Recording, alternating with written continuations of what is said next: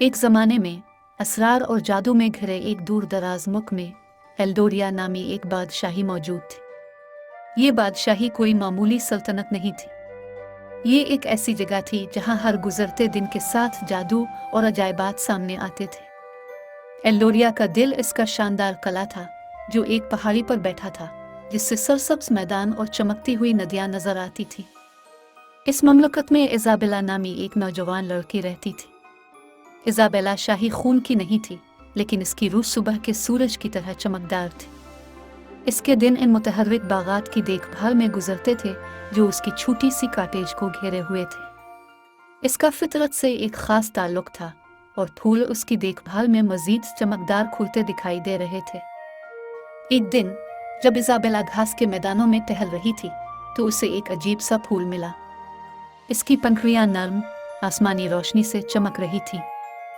हैरत ज़दा इज़ाबेला इसे छूने के लिए आगे बढ़ी और जैसे ही उसकी उंगलियां पंखुड़ियों के खिलाफ बुर्श हुई, एक जादुई तवानाई इसके अंदर फैल गई।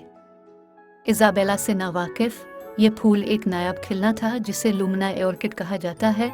ये एक सूफियाना फूल है जो किसी शख्स के दिल के हकीकी जौहर को जाहिर करने की ताकत रखता है। जिस लम्हे इज़ाबेला ने ऑर्किड को छुआ, एल्डोरिया की बादशाही ने हुआ में तब्दीली महसूस की, गोया किस्मत के धागे एक नई कहानी बना रहे हैं। जैसे ही रात हुई, एक चमकती हुई शख्सियत इज़ाबेला के सामने नमूदार हुई।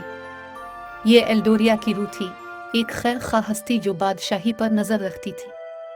रूह हुआ कि झुनके की तरह नर्म आवाज में बोली, स्पिरिट ऑफ एल्डोरिया, इज़ाबेला, एक मुंतखब करदा अपने लोमीना ऑर्किड को जगाया है और आपके पाक दिल ने अपने अंदर जादू जगाया है। एल्डोरिया की तकदीर अब आपके हाथ में है। इज़ाबेला अगरचे हैरान थी, लेकिन अपने अंदर हिम्मत की एक लहर महसूस हुई। रूह जारी रही, एक कदीम पेशिनगोई की एक कहानी को जाहिर करती है जिसमें एक पाकीज़ा रूह के अमाल के जरिए एल्डोरिया की तब्दीली की पेशिनगोई की गई थी। एल्डोरिया की बादशाही कभी बेमिसाल खूबसूरती और हम आहंगी की जगह थी, लेकिन बरसों के दौरान अंधेरा छा गया था। वो जादू जो कभी परवान चढ़ता था मुरझा जाने लगा और किले के कभी चमकने वाले स्पायर साए में लिपटे हुए थे। लोमीना ऑर्किड, बादशाही के जादू की अलामत, अपनी चमक खो चुकी थी।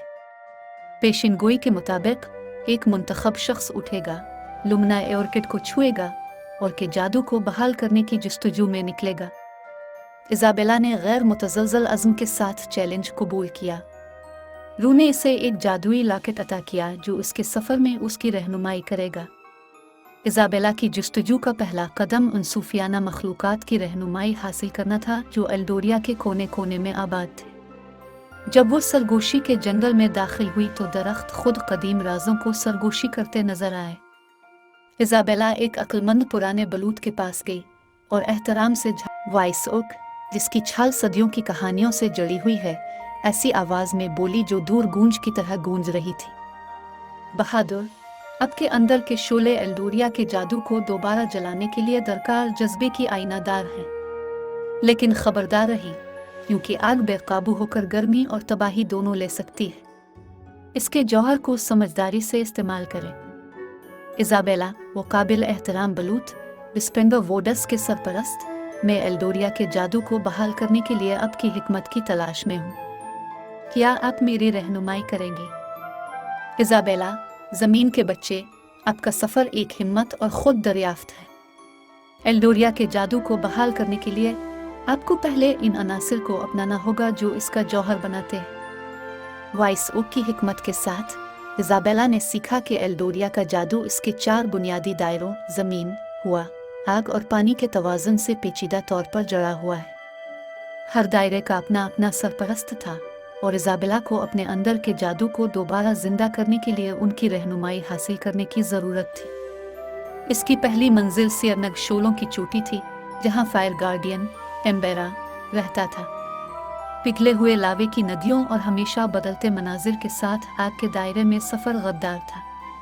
फिर भी लॉकेट की रहनुमाई में और अज़्म के ज़रिए इज़ाबेला चोटी तक पहुँच गई। एम्बेरा, एक शानदार फिनिक्स जिसके परों की आग जल रही है, इज़ाबेला का इस्तकबाल एक ताबनाक नज़रों से हुआ।